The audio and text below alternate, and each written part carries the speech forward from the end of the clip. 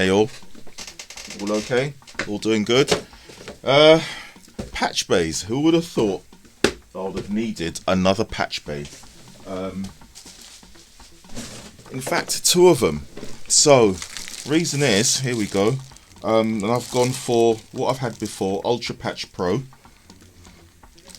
Got one up here already. That's what my, I currently got this one plugged into, oh gosh, everything. So it's got samplers, MPCs, modular, MPCX, what's that left right, the 3K 2400 and a couple of speaker outputs to go to a pair of the speakers, and anything else I could, and Eurorack.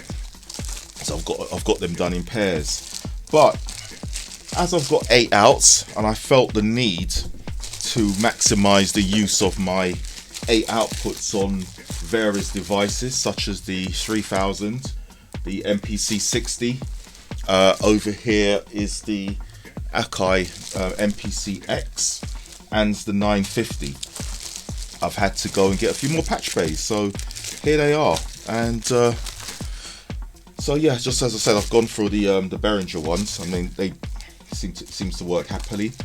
Not too much noise. I mean, it's fairly low noise. Ultra Patch Pro, and I had to create a bit of space, so I took out something I was basically using as a space saver because it didn't work, or should I say, it didn't work with my current computer. This is the thing: when Apple Mac decide to update interfaces and all this kind of stuff, it kind of makes various pieces of equipment redundant.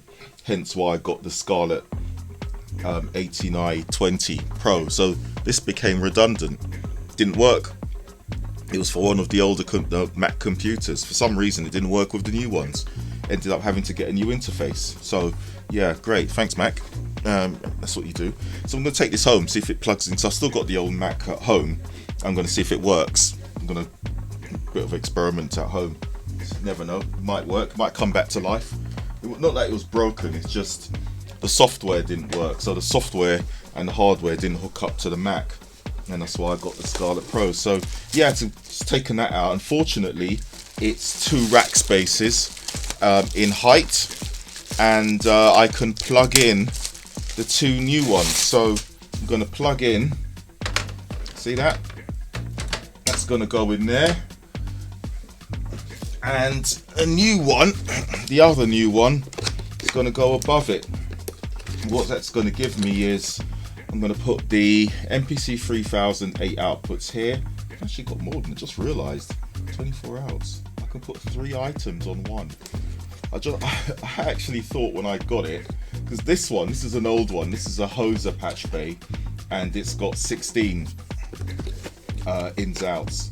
Or should I say just inputs and outputs, and I totally forgot that these are 24. We squeezed a bit more, cut the space down and squeezed a bit more into it, and I can get 3 items in one rack. So that will be useful actually. I need to go and get another 8-way loom, or just I've got some spares, and that's going to be ideal. So I can fit in, definitely, that's what, MPC 3000, MPC 60, that's 2, S950, 3. So I can fit 3 items in one, and then on the other one I can plug in the MPC X, and I can plug in the 2400. So that's 5 items. That'll work.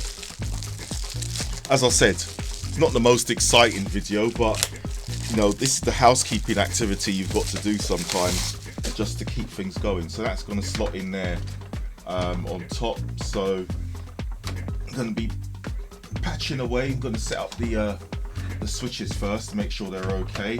Plug that in, then I've got the whole thing connected. I mean, this one's the Hoser one, which I've got. What have I got in there? I've got the MPC 60. So I'm using this for sampling. So any of the sample inputs, I've routed it here. So rather than having to go around the back of the MPC 60 and plug a cable in to sample, I can do it straight from here. That's the same with the 3000 as well. So I'm going to use this one for any sampling activity that I need to do. So if I want to sample into any of these devices, I'm going to hook them up so they go into here, whether it's mono or stereo. I think the 60 is the only one was mono, the others are stereo. So I'm going to plug them in here, and I can just, if I want to sample into any one of these devices, straight in there, and that's it. So what I'm trying to do is just make this place a little bit more organized, so I don't have to go fiddling around the back of the equipment, disrupting cables and stuff to sample. So yeah, it's all the outboard gear I'm sort of focused on today, and once I've patched it up, I will give you an update, and I'll come back with part 2 of the video. Alright, see you soon, have a good day, catch you soon guys.